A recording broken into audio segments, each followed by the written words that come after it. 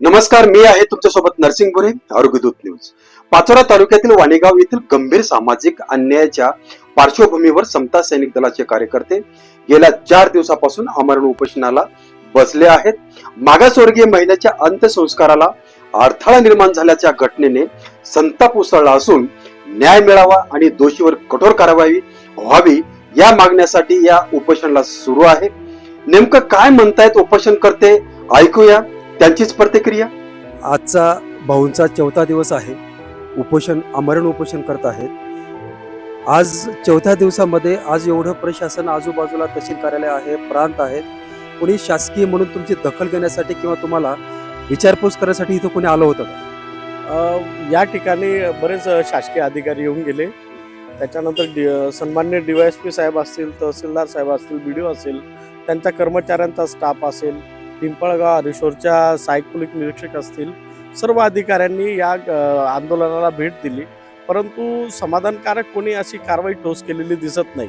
त्याचं कारण असं की परत या जातीवादाला उफाळ येईल, परत त्या ठिकाणी कोणत्या पद्धतीचा अडथळा निर्माण होणार नाही याची काळजी घेण्यासाठी सन्माननीय DYSP साहेबांना आम्ही विनंती केलेली आहे की जे जेन्युअल झालेला आहे, त्या ठिकाणी जातीवाद झालेला आहे, त्याला मज्जाव करण्यात आलेला JCP त्या ठिकाणून शिवीगाळ करत काढण्यात आला आणि एवढं सर्व फुटेज आहे, व्हिडिओ शूटिंग आहे, आमच्याकडे सगळे पुरावे असताना आपण अनुसूचित जाती जमाती आयोगानुसार गुन्हा दाखल करणे, सुरुवातीला प्रतिबंधक कारवाई करणे अपेक्षित होते.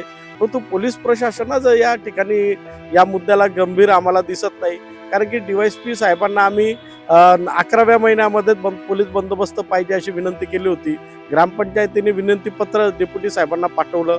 उलट टपाली साहेबांनी अहवाल संबंधित पोलीस विभागाने पाठवणं गरजेचं होतं. परंतु आज पावे तो पिंपळगाव पोलीस स्टेशनचाही बंदोबस्ताचा अहवाल त्या ठिकाणी गेलेला दिसत येत नाही. कुठेतरी प्रशासनच या सगळ्या बाबींकडे दुर्लक्ष करत असल्याची बाब आमच्या लक्षात येत आहे आणि म्हणूनच आता या आंदोलनाचा जरा 4था दिवस असला तरी दलित मागासवर्गीयांच्या प्रश्नांसंदर्भामध्ये या तालुक्यामध्ये मोठ्या प्रमाणात उदासीनता आपल्याला दिसते. सन्माननीय आमदार महोदयांनाही आम्ही या प्रकरणाची दखल घेण्यासाठी सांगितलं होतं आणि त्यावेळेस सन्माननीय आमदार महोदय आले, त्यांनी भेट दिली आणि सर्व कलेक्टर महोदय, सर्व प्रशासकीय अधिकाऱ्यांनाही त्यांनी सूचना केल्या की संबंधित जागा ही दफन समाजाची आहे, त्यांच्याकडे उतारा आहे, जर त्यांच्याकडे जागा नसेल तर गावठाण जागा त्यांना वर्ग करून त्यांना ती जागा द्या, उपलब्ध करून द्या. परंतु त्यांनी सन्माननीय आमदार महोदयांच्याही सूचनेकडे दुर्लक्ष केलं की सोमवारी सकाळी गावकरे ती वाणेगाव गाव त्यागून आम्हाला कुठेतरी सन्मानाचं नवीन गाव वसन करण्यासाठी द्यावं. कारण की त्या वाणेगावमध्ये जर आमच्या समाजाचा सन्मान होत नसेल, दफनविधी करण्याला मज्जाव होत असेल, आम्हाला दळणवळणाच्या साधनांना जर त्या ठिकाणी विरोध होत असेल तर मग आम्हाला त्या वाणेगावमध्ये राहायचं नाहीये. तर सोमवारी ते वाणेगाव त्यागून माननीय प्रशासनाच्या दारी येऊन त्यांना म्हणणार आहे की आम्हाला ते जातीवादी वाणेगाव नको, आम्हाला आता नवीन गावाची आम्हाला निर्मिती करून द्या किंवा कुठंतरी आमचा जेवढा दलित मागासवर्गीय समाज आहे, चर्मकार असेल, मातंग असेल किंवा बौद्ध असेल, या लोकांना तुम्ही कुठेतरी नवीन पुनर्वसन करण्यासाठी जागा उपलब्ध करून द्यावी अशी ते त्या ठिकाणी तिथून वाणेगावहून लॉंग मार्च करत सन्माननीय प्रांत अधिकारी कार्यालयापर्यंत येणार आहे. परंतु मग म्हणणं आमचं असं आहे की पोलीस प्रशासन या जातीय तेढेच्या प्रकरणाला गंभीरतेने का घेत नाही. सन्माननीय DYSP साहेबांना आम्ही विनंती केली, त्यांना मी सगळे फोटो, व्हिडिओ त्या सगळ्या प्रक्रिया त्यांना दाखवली. त्यांनी शब्द दिला की आम्ही तत्काळ तुम्ही पाठवा, आम्ही गुन्हा दाखल करतो. परंतु आज 24 तास उलटले, त्या म्हणजे सन्माननीय साहेबांनी त्याच्याकडे लक्ष दिलं पाहिजे. कारण की आंदोलन हे लोकशाही मार्गाने होते, कोणत्याही पद्धतीचा कायदा सुव्यवस्थेला बाधा होईल अशा पद्धतीचं होत नाहीये. परंतु प्रशासनाची जर इच्छा असेल की आंदोलनाला गाठबोट लागायला पाहिजे, या आंदोलनामध्ये जनतेचा उद्रेक झाला पाहिजे, तर मग याला सर्वस्वी जबाबदार हे प्रशासन असेल असं मला वाटतं. शेवटचा प्रश्न आहे. आता 4था दिवस आहे.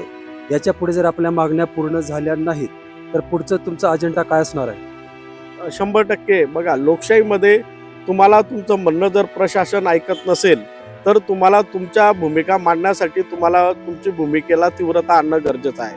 आणि त्या तीव्रता आणण्यासाठी समता सैनिक दलाच्या वतीने या ठिकाणी जेल भरो आंदोलन आम्ही करणार आहोत.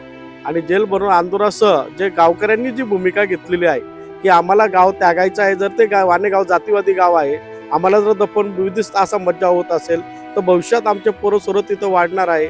कोणता विपरीत प्रकार आपल्या समाजावर घडू नये त्याच्यासाठी तर ते गाव त्यागत असतील तर समता सैनिक दल त्यांना संरक्षण देईल आणि त्यांच्या मागण्या पूर्ण होण्यासाठी तन मन धनाने आणि बळाने बाबासाहेबांच्या संविधानावर विश्वास ठेवून त्यांना ते पूर्ण करून देण्याची जबाबदारी समता सैनिक दलाची असणार. आत्ताच आपण समता दलाचे जिल्हा अध्यक्ष किशोरभाऊ डोंगरे यांच्याशी आपण आता संपर्क साधलो. त्यांनी सांगितलेलं आहे जर तीव्र आंदोलन म्हणजे जर आमच्या मागण्या पूर्ण झाल्या नसतील तर पुढे चालून आम्ही तीव्र आंदोलन करू आणि जर पुढे चालून जर काही गालबोट जर लागला असेल तर त्याला पुरेसं प्रशासन जबाबदार असेल त्यांचं असं म्हणणं आहे. आणि त्यांची मागणी काय आहे, जिथं दफनविधीसाठी त्यांना जी जागा आहे शेवटी एक शोकांतिका आहे, कमीत कमी मेल्यानंतर तरी व्यवस्थित तिथं दफन होण्यासाठी तरी जागा भेटली पाहिजे.